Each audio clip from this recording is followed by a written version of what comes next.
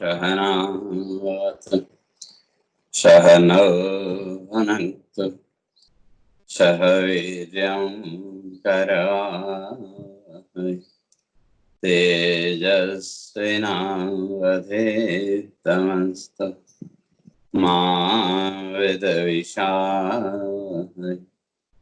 ओम शांति शांति शांति। शंकरं शंकराचार्यं केशवं बादरायणं सूत्रभाष्य कृतौ वन्दे भगवन्तौ पुनः पुनः। ईश्वरो गुरुरात्मेति मूर्तिभेद विभागिने व्योमवद् व्याप्तदेहाय दक्षिणामूर्तये नमः। ओम शांति शांति शांति।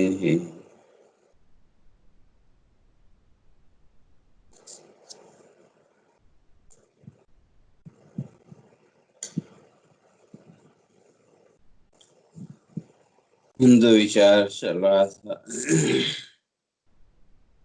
कि जो साधक है उसको अपने मन को कहें या जो मन की वृत्तियां हैं उस मन की वृत्ति को इंद्रिय वृत्ति के साथ नहीं जाने देना चाहिए।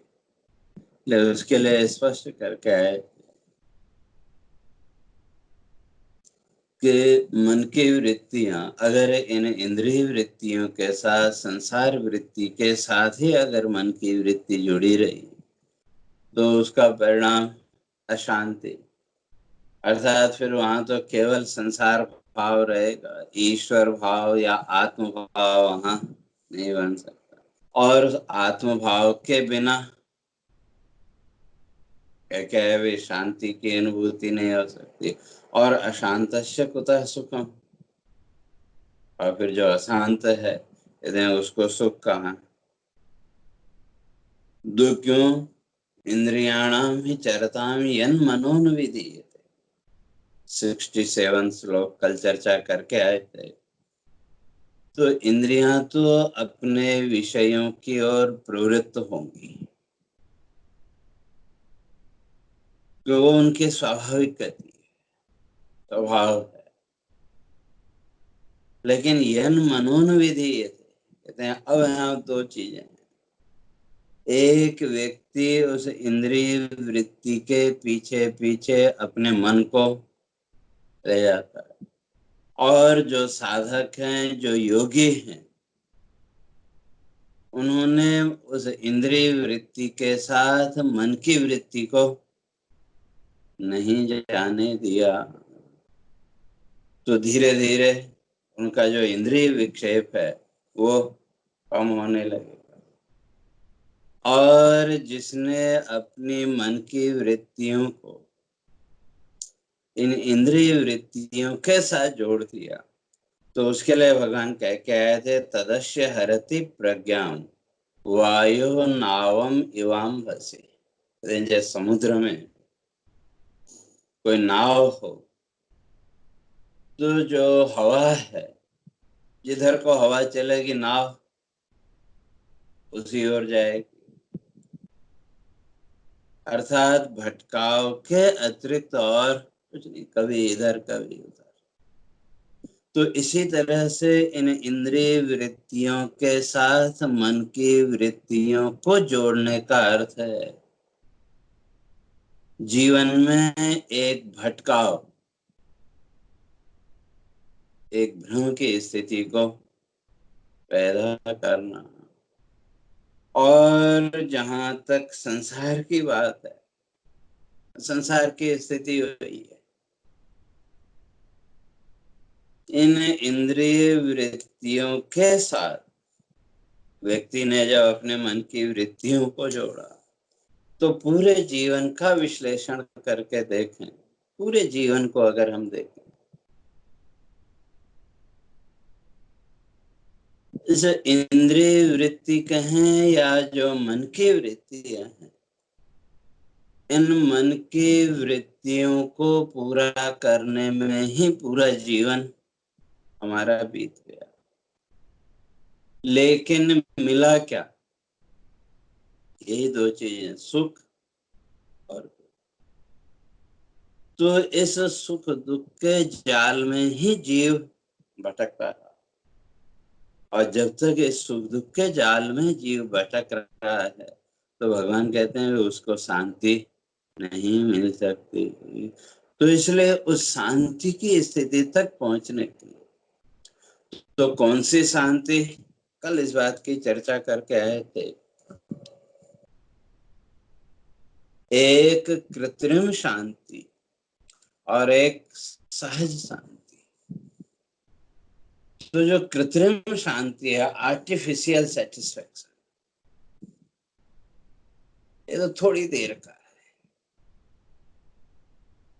थोड़ी देर के लिए आपके अंदर प्रसन्नता का भाव, सुख का भाव इसके द्वारा प्रकट हुआ, लेकिन थोड़ी देर के बाद फिर स्थिति वही पहले जैसी। तो इंद्रिय वृत्ति के द्वारा मिलने वाला जो सुख है, जो शांति है, वो क्षणिक, थोड़ी देर। लेकिन आत्म विषयक जो शांति है, आत्मचिंतन या मन को उस आत्म सत्ता के साथ जोड़ने का जो फल, वही शांति के रूप में हमारे सामने। लेकिन वो जो शांति है वो स्थायी है। एक बार वो शांति का भाव, वो प्रसन्नता का भाव जीवन में प्रकट हुआ, तो शास्त्रकार कहते हैं फिर वो जाएगा नहीं, बल्कि फिर धीरे धीरे वो जो सहज शांति का भाव है, या उस सहज शांति के लिए प्रयत्न करने की जो मन की वृत्ति है, वो धीरे धीरे बढ़ने लगेगी।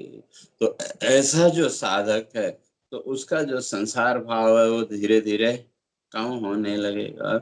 तो इसलिए भगवान आगे इसी बात को स्पष्ट करते हैं कि तस्माद् यस्य महाबाहो निगृहीतानि सर्वशः इंद्रियाणि इंद्रियार्थेभ्यः तस्य प्रज्ञा प्रतिष्ठिता। तो फिर कौन साधक सफल हुआ? स्थित प्रज्ञता की स्थिति में कौन पहुंचेगा? जिसने अपने मन के अंदर निरंतर विचार के द्वारा, निरंतर अभ्यास और चिंतन के द्वारा इंद्रियाणि इंद्रियार्थेभ्यः, ये जो इंद्रियां हैं, ये इंद्रियां तो अपने विषयों की ओर अग्रसर होंगी। निरंतर विचार के द्वारा जिसने ये निश्चय कर, एक दिन के विचार से नहीं होगा। इसके लिए तो महर्षि पतंजलि इस बात को स्पष्ट करते हैं, सतु दीर्घ काल नैरंतर्य सत्कारा सेवितो दृढ़ भूमि। तो इसके लिए तो दीर्घ काल, लंबे समय तक निरंतर अभ्यास करना पड़ेगा। एक दिन हमने सुन लिया कि वे इंद्रियां अपने विषयों की ओर प्रवृत्त होंगी, आत्मा या मन इनसे अलग है इत्यादि, सुना तो हमने कई बार। लेकिन जो प्रवृत्ति है जीवन की, वो कहीं न कहीं अभी इस संसार भाव से जुड़ी हुई है। तो इसलिए भगवान कहते हैं कि इसके लिए अभ्यास करना पड़ेगा। निगृहीतानि सर्वशः, जिसने इस अभ्यास के द्वारा इस बोध को दृढ़ करके कि इंद्रियाणि इंद्रियार्थेभ्यः, ये जो इंद्रियां हैं ये अपने विषयों में जाएंगी, ये जिसने निश्चय कर लिया, और जब ये निश्चय किया तो इंद्रियों का तो इंद्रियां अपना काम करेंगे। ये निश्चय होते ही तो वो जो साधक है वो क्या करता है, निगृहीतानि। अब ये जो मन की वृत्तियां हैं, इस मन की वृत्तियों को फिर वो इस संसार से वापस खींचता है। और जब तक ये बोध, ये ज्ञान हमारे अंदर दृढ़ नहीं होगा, पक्का नहीं होगा, तब तक इस इंद्रिय वृत्ति को भी हम अपनी वृत्ति मानते रहेंगे। संसार में जो भी कार्य किया, इंद्रियों के माध्यम से जो कुछ भी हुआ, उसको हमने मैं के साथ जोड़ लिया कि नहीं, मैंने ऐसे किया, मैं ऐसा करता हूँ, मैं ये हूँ, मैं वो हूँ। तो वही यहाँ भगवान कह रहे हैं कि भाई जब ये बोध हो गया, क्या, इंद्रियाणि इंद्रियार्थेभ्यः, इंद्रियां तो इनके विषयों की ओर प्रवृत्त होंगी, लेकिन इसको रोकने के लिए अभ्यास चाहिए। और अभ्यास कैसा, तो महर्षि कहते हैं सतु दीर्घ का, लॉन्ग टर्म, लंबे समय, एक दिन, 2 दिन, 10 दिन या महीना, साल भर से होने वाला नहीं। हाँ, पूर्व संस्कार अगर हमारे चित्त में पड़े हैं तो जल्दी भी हो सकता है। तो इसलिए महर्षि कहते हैं कि भाई अभ्यास तो करना पड़ेगा। और कब तक, दीर्घ काल, लंबे समय तक, और निरंतर, कंटिन्यूटी, उसमें कंटिन्यूटी होनी चाहिए, निरंतरता होनी चाहिए। तो ये जो निरंतरता, निरंतर उसका विचार करना, और साथ में सत्कारा सेवित हो। और जो शास्त्र जो बात कहता है, वो जो अभ्यास आप कर रहे हैं इस इंद्रिय वृत्तियों से मन को हटाने के लिए, उसके प्रति श्रद्धा भी होनी चाहिए, सत्कार भी होना चाहिए। अर्थात केवल दिखावा नहीं। इस संसार में तो बहुत से ऐसे कार्य हैं जो हम केवल दिखावे के लिए करते हैं। क्यों? कि वे ऐसा करेंगे तो सामने वाला वे हमारी प्रशंसा करेगा, हमको अच्छा समझेगा, इत्यादि जो भी। तो वहां श्रद्धा नहीं है। इसलिए महर्षि कहते हैं कि श्रद्धा होनी चाहिए, क्योंकि श्रद्धा से रहित जो कर्म है, उसके लिए तो शास्त्रकारों ने कह दिया कि श्रद्धा विरहितम कर्म हस्ति स्नानम इव। ये श्रद्धा से रहित जो कर्म है, वो हस्ति स्नानम इव, वो तो हाथी के स्नान की तरह है। जो हाथी है, बड़े बुजुर्ग कहा करते हैं, जब उसको पानी मिलता है तो घंटों नहाता रहता है, और जैसे ही वो पानी से बाहर निकला, फिर सड़क पे पड़ी हुई जो धूल थी, डस्ट है, उसको उठा के अपने ऊपर और डाल लेता है।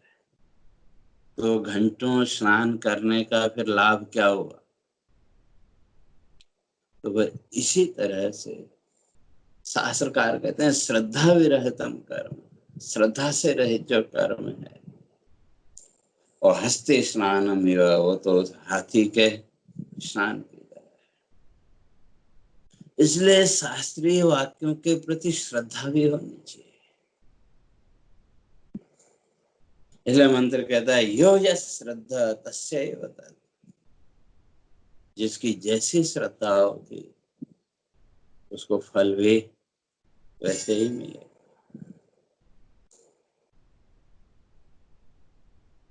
तो जो अभ्यास कर रहे हैं उस अभ्यास में दृढ़ता भी होनी चाहिए, और वो दीर्घकालिक। और कितना अभ्यास करना है, कितना इसका चिंतन करना है शास्त्रों का,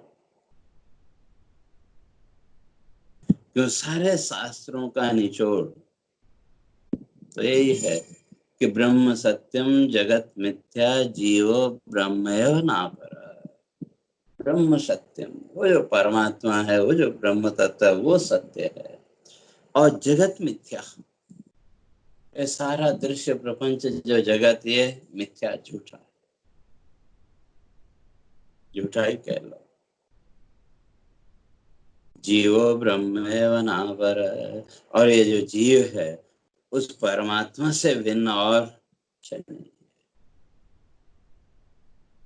ये तो कई बार सुना, कई बार इन तीनों शब्दों की व्याख्याएं भी हमने सुनी और कुछ याद भी होंगी।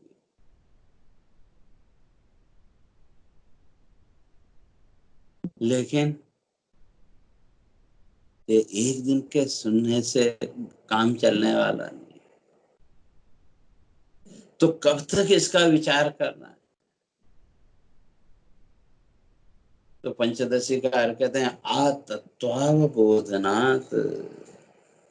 जब तक तत्वबोध नहीं हो जाता। अर्थात ये जो हमारा अभ्यास है, जो चिंतन का अभ्यास या बाह्य साधना का अभ्यास, योग आदि का जो अभ्यास है, ये कब तक इसकी आवश्यकता है? आतत्वावबोधनात्, जब तक तत्वबोध नहीं हो जाए। इसलिए भगवान कहते हैं सतो दीर्घ काल है, लंबे समय। तो निरंतर चिंतन करते करते मन का भाव बने। अभी जो हमारा मन है, अभी जो हमारा चित्त है, इसमें संसार भाव दृढ़ है। ईश्वर भाव की तो एक हल्की सी रेखा है।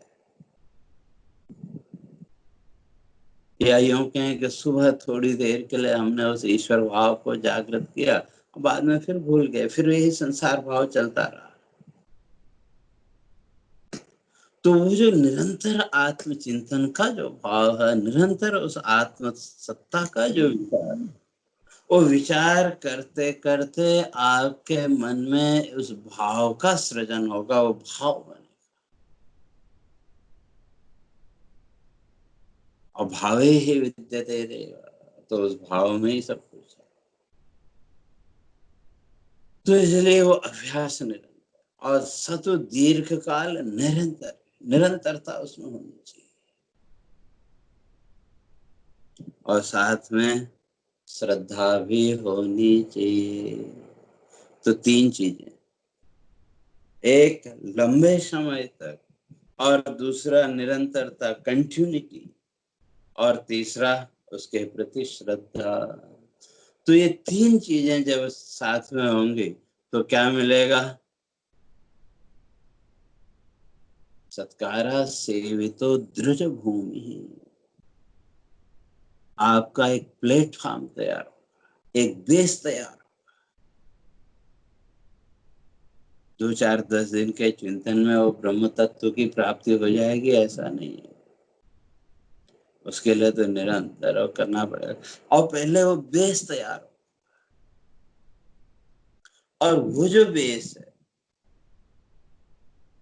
जब बेस तैयार हो गया तो आपके मन का जो विक्षेप, मन की इन इंद्रियों के माध्यम से इस संसार की ओर दौड़ने की जो प्रवृत्ति है, वो अब थोड़ा रुक। इंद्रियां तो अपने विषयों की ओर जाएंगी, स्वाभाविक है, लेकिन अब इन विषयों से कोई विशेष आग्रह नहीं रहे। एक तरह की उपरामता, या दूसरे शब्दों में एक, अब ये विषय सामने तो आए, दृश्य संसार के सामने तो आए, लेकिन ये संसार के दृश्य अब आपके चित्त भाव को, आपके मन की शांति को विचलित नहीं कर पाए। क्यों? जब ये भाव दृढ़ हुआ, इंद्रियाणि इंद्रियार्थिक, ये तो इंद्रियों का काम है, तो इंद्रियां अपने विषयों की ओर जाएंगी। आंख ये रूप की ओर जाएगी, कान है शब्द की ओर जाएगा, रसना है उसको स्वाद चाहिए, घ्राणेन्द्रिय है उसको गंध चाहिए, त्वग इंद्रिय है उसको स्पर्श चाहिए।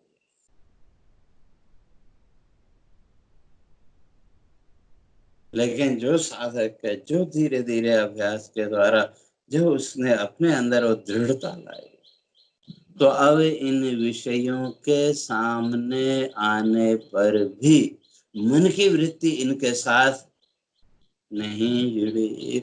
और जब मन की वृत्ति नहीं जुड़ी तो आपके चित्त की जो शांति है उसमें भी कोई किसी प्रकार का विघ्न नहीं आया।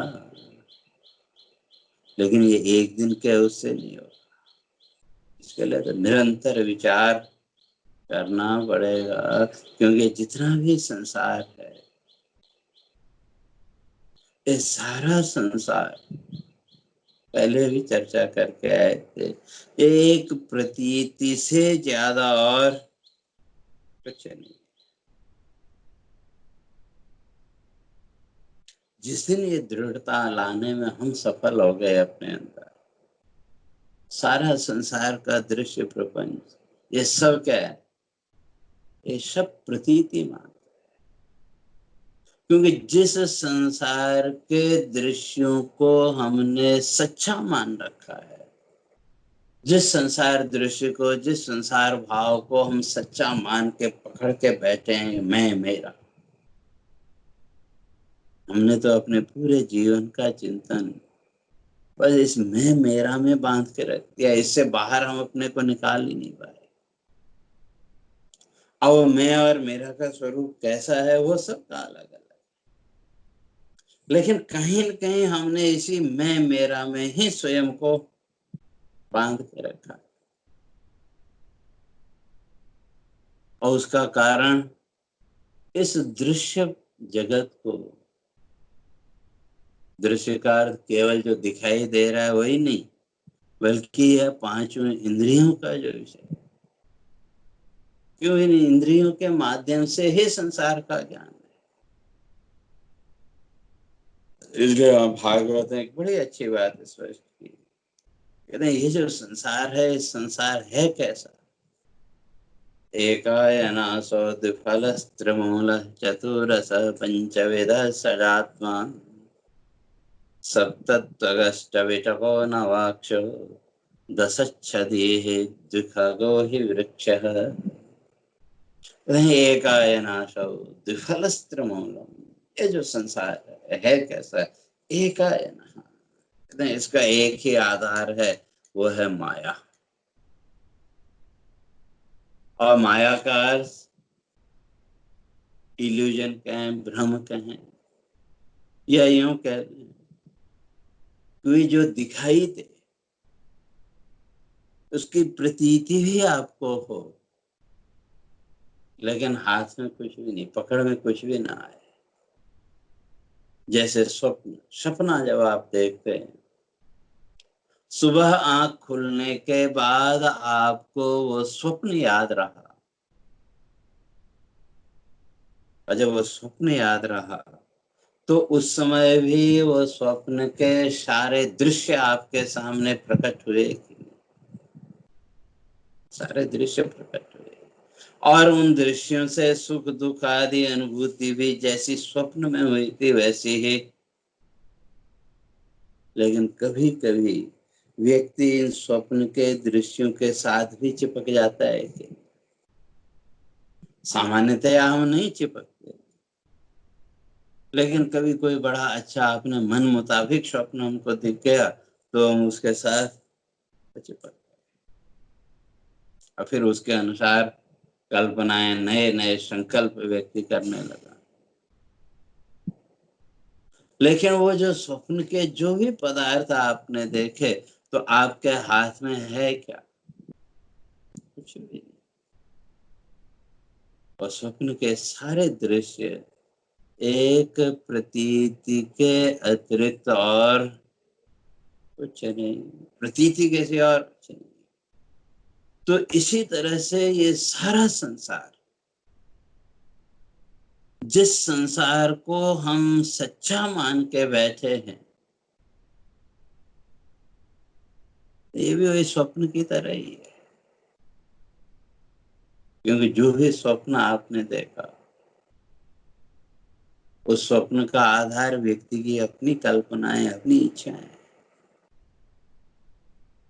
तो इसलिए कहते हैं ये माया है, अर्थात जो दिखाई दे, प्रतीति भी हो और पकड़ना चाहें तो कुछ भी हाथ में है नहीं।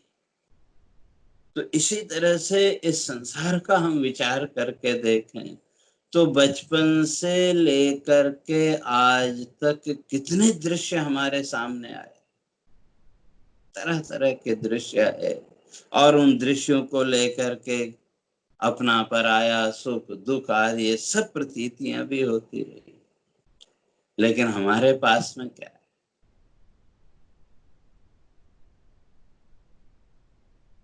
तो इस तरह से विचार करते करते कि सारा जो संसार है वो क्या, एक आयनाशो, उसका आधार केवल एकमात्र माया है।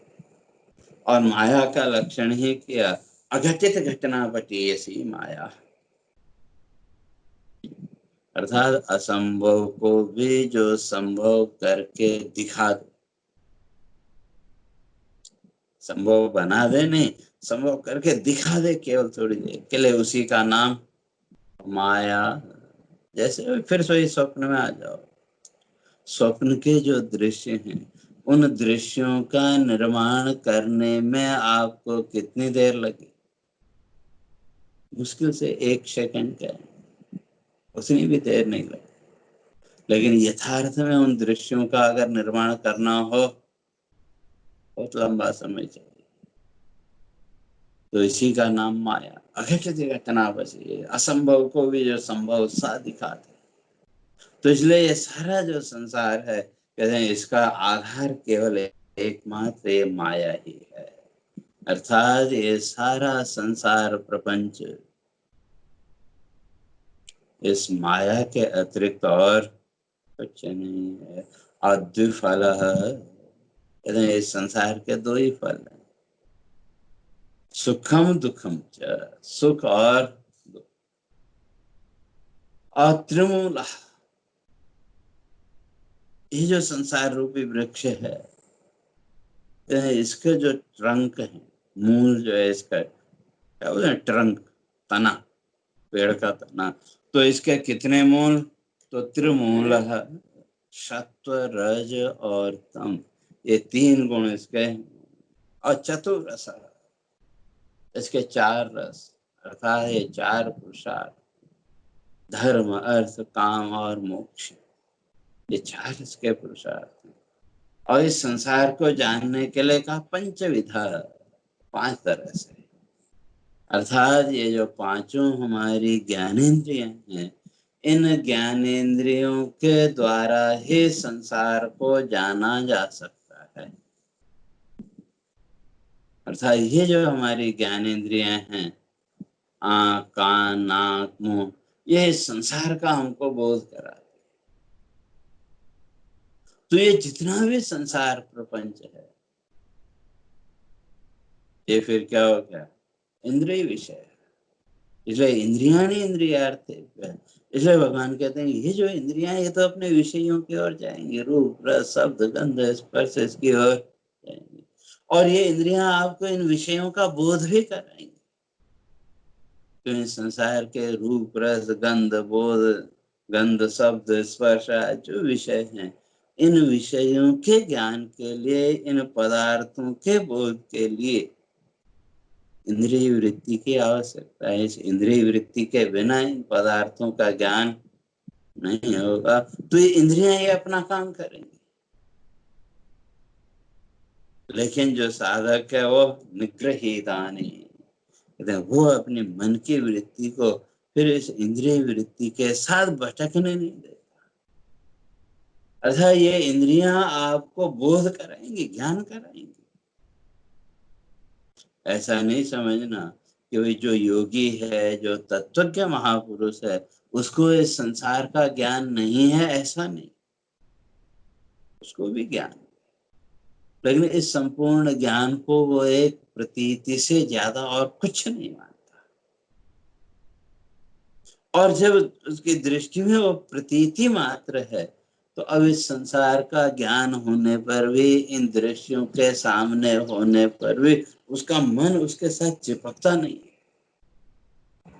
जैसे वही स्वप्न, स्वप्न के जो भी दृश्य हमारे सामने आए, स्वप्न का जो भी वाद विवाद, जो भी चर्चाएं, वो सब जागृत में आंख खुलने के बाद जब स्वप्न याद आया तो उस समय वो सारे दृश्य, सारे शब्द, ये पांचों विषय आपके सामने प्रकट हुए कि नहीं?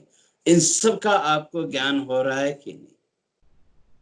लेकिन इन सब का बोध होने पर भी हमने अपने मन की वृत्ति को उसके साथ नहीं जोड़ा, क्योंकि हम जानते हैं ये झूठा है, मिथ्या है। और इसी तरह से जिस दिन इस संसार के प्रति हमारा ये मिथ्यात्व का भाव कि ये संसार झूठा है, या इंद्रियाणि इंद्रियार्थे, ये तो सब इंद्रियों का कार्य है। इंद्रियां रूप रस गंध शब्द स्पर्श इसका बोध कराएंगी, लेकिन अपनी अज्ञानता के कारण इस बोध को हमने अपना बोध मान लिया कि नहीं? इस ज्ञान को हमने अपना ज्ञान मान लिया, लेकिन ये सारा ज्ञान तो क्या है? इंद्रिय और संस्कार जन्य। इंद्रियां और हमारे चित्त संस्कार, ये दोनों मिलकर के हमको इस वस्तु का बोध करा। और इस संसार का जितना भी ज्ञान है, जिस संसारिक ज्ञान को हम सच्चा मान के बैठे हैं, ये तो 3 टुकड़ों में बटा हुआ है, त्रिआयाम। जैसे आजकल है ना, एक नई टेक्निक निकली है 3D, 3 डायमेंशन। तो इसी तरह से संसार का जितना भी हमारा ज्ञान है, ये भी वही 3D है, 3 टुकड़ों में बटा हुआ। लेकिन स्वयं के होने का जो ज्ञान है, वहां कोई भेद नहीं है, कोई विभाग नहीं है। तो इसलिए भगवान कहते हैं जिस साधक ने ये जान लिया कि सारा संसार पंचविधा, 5 प्रकार से इसका ज्ञान होगा, और सदात्मा कहते हैं। और यहाँ फिर संसार में है क्या? 6 चीजें: शोक मोह, राग द्वेष, जन्म और मृत्यु। ये 6 टुकड़े यहाँ के हैं। 6 टुकड़ों में जीवात्मा फिर यहाँ बढ़ जाता है। शोक मोह राग द्वेष और जन्म मृत्यु के चक्र में जीवात्मा यहाँ बंधा रहता है। तो इसलिए इंद्रियाणि इंद्रियार्थे, वो जो साधक है, जिस दिन वो अपने अंदर ये निश्चय करने में सफल हो गया कि इंद्रियाणि इंद्रियार्थे, ये जो इंद्रियां हैं, ये इंद्रियां तो अपने कार्यों में प्रवृत्त होंगे, अर्थात ये इंद्रियां हमको संसार का बोध कराएंगी। आंख है वो हमको रूप का बोध कराएगी, कान है वो हमको शब्द का बोध कराएगा, नाक है वो हमको गंध का बोध कराएगी, रसना रस का बोध कराएगी, और ये जो त्वचा है, स्किन है, ये स्पर्श का बोध कराएगी। ये सब अपना काम करेगी। लेकिन मन को जिसने निग्रहित आने, जिसने मन को नियंत्रित कर लिया, अर्थात इस इंद्रिय वृत्ति की ओर नहीं जाने दिया, तो बोध होने पर भी, तो अब ये जो इंद्रिय वृत्तियां हैं का ये आपके मन को विक्षिप्त नहीं कर सकती। आपकी जो बुद्धि है, आपके अंदर की जो शांति है, वो इसको नष्ट नहीं कर सकती। तो अर्थात अब विषय सामने होने पर भी मन की कोई इच्छा विशेष नहीं, लेकिन उससे पहले तक तो जो भी रूप रस गंध शब्द स्पर्श हमारे सामने आया, तो उसके साथ हमारे मन ने क्या किया? एक नई इच्छा को पैदा कर लिया। तो जब तक इस संसार के दृश्य प्रपंच को सत्य मान रहे हैं, तो तब तक हर एक दृश्य के साथ रूप रस शब्द गंध स्पर्श, हर एक दृश्य के साथ हमारा जो मन है वो क्या करता? एक नया संकल्प करता है, ऐसा होता तो अच्छा था, ऐसा हो जाता तो अच्छा था। लेकिन जब निरंतर अभ्यास के द्वारा, निरंतर साधना के द्वारा भगवान कहते हैं कि तुम अपने मन को रोकने में जब सफल हो गए, और वो सफलता कब मिलेगी?